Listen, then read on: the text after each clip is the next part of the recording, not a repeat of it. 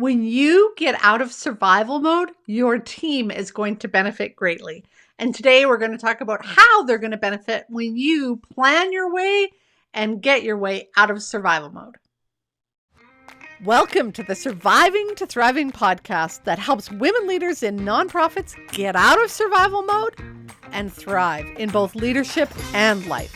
I'm your host, leadership development coach Kathy Archer, and I help women leaders enjoy impactful leadership. Welcome to the 50th episode of the Surviving to Thriving podcast. If you have been a loyal listener all along, thank you. Thank you for listening to the episodes. Thank you for the feedback. Thank you for the ratings that you've given me. I so appreciate it. The podcast is called Surviving to Thriving because many women in nonprofits are living in survival mode, and it sucks. It sucks the life out of you. It sucks the life out of your team. It sucks the life out of your organization, and it's not fun. So I wanted to create this podcast because what I know is that you want to lead with confidence, and it's hard to lead with confidence when you're stuck in survival mode. And so we want to plan our way out of survival mode. That's the work I do in the training library, which is my membership site. The creation of a plan helps you figure out where it is you want to go, where you are now, and what you need to do to get to that vision. And so last week, we talked about the 5 sort of impacts of staying stuck in survival mode on your team. I know it sucks for you. I know it sucks the life out of you, but it also impacts your team. So if you haven't listened to that episode, go back and listen to it. In that episode, we talked about being grumpy, being scattered, being narrow-minded, lacking enthusiasm, and losing the passion for your work. And so today we're going to flip those around and talk about what it feels like and the impact it has on your team when you ditch survival mode and move to thriving in both your leadership and life. So last week we talked about the continuum. We are somewhere along that continuum of surviving to thriving, and in the middle is coping. And I know that coping feels okay for a while, but isn't something that you want to do forever. Survival mode sucks. You can't stay there forever. But where you really want to be is thriving. You got into this work because you love it. You wanted to make a difference. You felt that you could do that. And somewhere along the way, something's happened. Let's get that back. When you plan your way out of survival mode and go grab the download, kathyarcher.com/thrive. I'll put the link in the notes as well. That helps you look at where you land on the surviving to thriving continuum. It's a guide, a couple check marks to help you sort of go, oh, these things are all happening for me. This is where I am. And then you'll also get the 5 mistakes that women leaders make when they're trying to plan their way out of survival mode and the fixes for those. Because that's the key that you really need to do is, how do I get out of this? And when you get out of survival mode, this is what you're going to create. We're going to flip those 5 around that we talked about last week on episode number 49. We're going to talk about the impact you have when you move out of survival mode and into thriving, the impact you have on your team. So last week we talked about that if you're in survival mode, you're grumpy. When you move to thriving, you become positive, you become optimistic, you become hopeful. Hopeful has 3 parts, by the way. Hope we often think of as sort of Pollyannish, but hope is actually a vision that tomorrow will be better than today. The confidence that we or I can get there, and then what's called pathways. We're going to try this, and if this doesn't work, I know we'll do this, and this is part of it too. And so if we're looking at getting through a pandemic, I know that we will create strength in our team. I know that this is a hard time, but we will figure out a way to support our clients. So that's that vision that tomorrow's going to be better than today. Then the confidence. We've been through tough times before. We know how to come together as a team. We've got resources and supports. The government's helping us out. We've got some team players over here that are putting some extra effort in. We've got the resources. And then those pathways. One of the things we're going to do is we're going to get on Zoom and regularly meet on Zoom. We're going to figure out how to engage our clients in activities that are meaningful to them. And you start to create those pathways. And that's when you are thriving. You're on top of things. You're positive. You're optimistic. And you're creating the impact on your team is in that you're also creating that optimism and positivity in them. Instead of feeling like, oh my God, how are we ever going to do this? This is awful. This sucks. When is this going to end? It's like, you know what? This is growing us. This is strengthening us. We're being better because of it. And that's that positivity that you can generate when you get out of survival mode and move to thriving. So the second thing we talked about last week was that when you're stuck in survival mode, you're scattered. You are all over the place, whacking that mold, putting this fire out, running over here with this crisis. When you get out of survival mode and move to thriving, and again, this takes some effort, this takes some planning, this takes some purposeful, intentional work that you need to do inside of you. You know, you have to plan what's going on, where you want to go, how you want to get there. But when you do it, you get out of that scattered space where you're all over the place and you get focused, you get clear, you get intentional. You know what you're doing every day. You've got your projects, tasks, teams lined out. You're able to set your priorities. You're able to set boundaries because you know what you're doing each and every day. Yes, fires still come up. Yes, crises still happen, but you can deal with those. And you can also get the work done that, that work that is important but not urgent. You can actually get there because you're focused. I'm doing this now. I'm doing this then. I'm working on this. So when you move from survival mode to thriving, you get out of that scattered place and you become focused. The third thing we talked about when you're stuck in survival mode is that you lack the enthusiasm. And when you lack the energy and enthusiasm, you drag yourself down and you drag your team down. Instead of being excited and energetic and ready to roll, you're like, ugh. But when you move to thriving and you start to feel that energy and enthusiasm in yourself, that zest for life. Zest is energy and enthusiasm for life. And if you want to have a team that's motivated, inspired, engaged, that have the energy and enthusiasm to make a difference with their clients, to do the fundraising activities, to figure their way through some of these crazy times, you need to bring the energy and enthusiasm. And that's what happens when you move to thriving, because when you aren't thriving, you're getting the sleep you need. You are doing the work-life balance stuff that's important. You are taking little breaks throughout the day. You're doing breath work. You're eating healthy. All of those things, when you're thriving, then turn around and impact your employees. They have a way of sort of filtering through you, and your employees are like, wow, she's like always got energy. How does she do that? And then you role model it and demonstrate it for them by leading that balanced life, by really focusing on wellness at work, which, by the way, is one of the courses that I teach inside of the membership, the training library. It's a whole course on how to instill those wellness habits throughout your day. I took a break between recording this podcast and what I was doing before, and I was eating my lunch, but I went outside and sat in the sunlight for a few minutes. No phone, no computer, no nothing. Just sat in the sunlight and ate my lunch, because I know even if that was only a 10-minute segment of my day, it feeds my soul, it feeds my energy. It creates purpose and meaning because I am able to connect with nature and the bigger world around me. That little tiny piece during the middle of my workday is incredibly important for creating the energy and enthusiasm with the work I do. The fourth thing that we talked about when you're stuck in survival mode is that you are narrow focused. You've got your blinders on, head down, doing the work. Again, that whack-a-mole, putting out fires, dealing with crises. You're just trying to get the to-do list done as fast as you can. But what happens when you're there, this is the impact on your team that we talked about last week, is that your team feels it. They feel like you are disengaged. They feel like because you balance work and or people and task. But when you're in survival mode, task just becomes more important. Get through those things as fast as you can. And you neglect your team. You aren't able to connect from your heart. You aren't able to have real empathy and compassion and connection because you're really stepped back from them. So when you shift to thriving, you are not narrow-minded. You're open. You're seeing all of the things that are going on around you. You are able to connect with the future and see what's going on, a month, 2 months, 3 months down the road.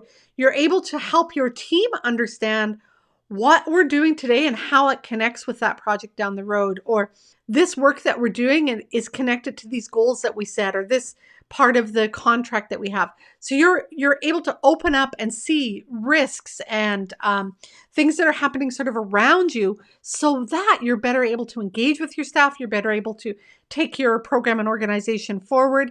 Instead of just, this narrow little focus, you're open, and you're open to ideas, and you're open to new things as well. So that's number 4. The final thing we talked about last week was that when you are stuck in survival mode, you've lost your passion. You came into this work because it mattered to you, and suddenly the job became soul sucking. So when we flip that around and get out of survival mode and move to thriving, you create that passion inside of you again. That fire starts to burn about why you want to make this difference, what you need to do. And you bring that to the team. Your team feels your passion. Your team feels your engagement. Your team feels the focus, the drive that you have. And you also would inspire it in them. So you get to talk about, why are you here? Why are you doing this work? What difference does this make to you? So we take all of those things and it starts to really make a difference in the team. Instead of the team that is all feeling like they're stuck in survival mode and your culture is sort of a toxic culture, you get out of that and you create an engaged team. You're positive. You're focused. You are bringing the energy. You are open to new ideas, and you've got the passion for doing the work. Get out of survival mode, move to thriving. So let's talk about a staff meeting where you are thriving. On last week's podcast, we talked about a staff meeting where you are stuck in survival mode. So when you're in thriving, you come into the meeting and you are positive, you're optimistic, whether it's a Zoom call or a face-to-face, you come in, maybe you got a little bit of bounce in your step, maybe you're smiling, maybe you're singing a little tune, maybe you start the staff meeting with a little bit of a gratitude exercise or deep breathing, but you create that initial feeling at the beginning of the meeting where it's positive, where it's optimistic, where it's hopeful, and you bring that in the words you say, in the energy you bring, in the mannerisms that you're using. All of that comes into play because you feel it. Like it's just sort of bubbling out of you and you bring it with you.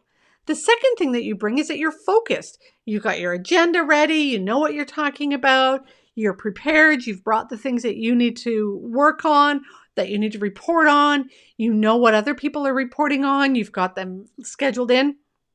Maybe your agenda was out a week in advance, so everybody was prepared for it. Instead of feeling scattered, you're focused. You're also enthusiastic. Remember we said if you're stuck in survival mode, you have none of that enthusiasm. You're like, well, but here you're like, hey guys, look what we've got going here. Wow, this is exciting. Or, again, you've got the energy to do a little bit of a team building activity. And maybe it's nothing big, but it's just enough to get people to smile and lighten up a little bit, feel the connection between them. But you've got that oomph to do those kinds of things. You're not just dragging your butt through the staff meeting. You're engaged and excited. And the impact is that your team feels that as well. They feel that energy and it lifts them. You know that when you walk into a room and you're like this, everybody around you kind of sucks down and loses their enthusiasm. But when you walk into a room with confident body posture, chin up, a little smile on your face, a little bit of energy, it creates that in the people around you. So instead of being grumpy, you're positive. Instead of being closed, you're open. Instead of no energy, you're enthusiastic. Instead of narrow-minded, you're now open. You're open to possibilities. You're open to ideas. When you bring a challenge to the team, you set it out and you don't give your idea first. You just lay it out there and let people brainstorm crazy, weird ideas, and you really encourage the team not to shut them down. When somebody brings up something that you feel that sort of, oh, I know that's going to work, you've done the work. This is where I talk about the inner work. You've done the work to feel that trigger, to manage your emotions and what you're saying. That comes from in the training library, I do a whole course around willpower essentials, which is helping you, manage what's coming out of your mouth. It's also helping you not get hooked on social media. It's also helping you with decision making. All of that's willpower. And so when you're thriving, you've got your strength of will. You can control your thoughts and your urges to go and shut that down.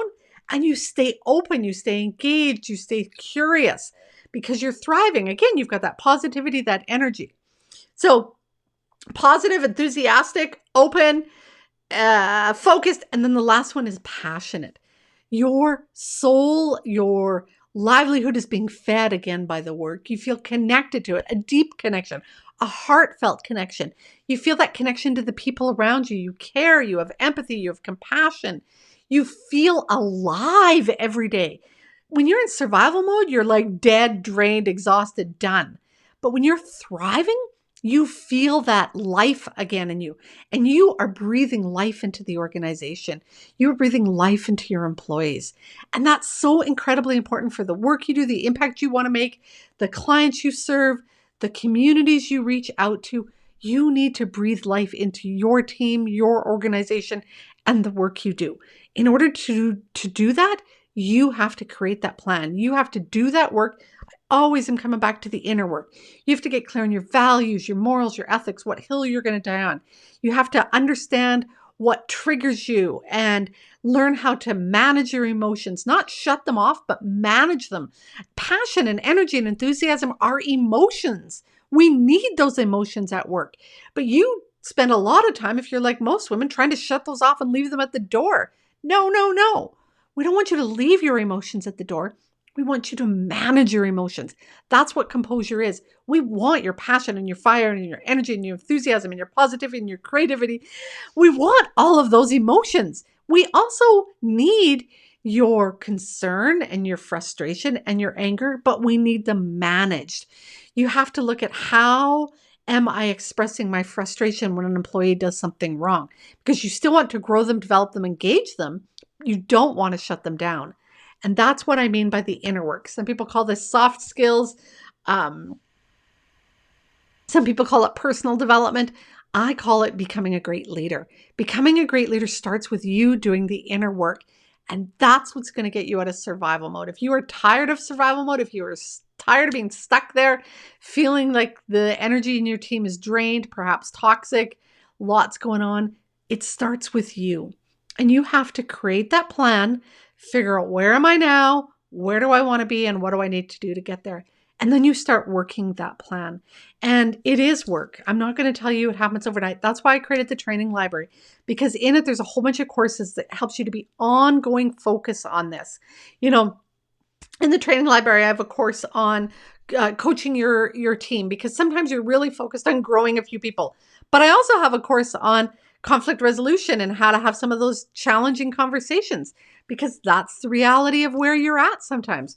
We talk about gossip on teams and, you know, how that team culture can really become negative, and what you can do to impact your team culture, the morale of your team. And again, all of that comes from you doing some of that inner work, because likely what happens is, again, you've shut down, you're just trying to get through your day, and it's hard to deal with all of this.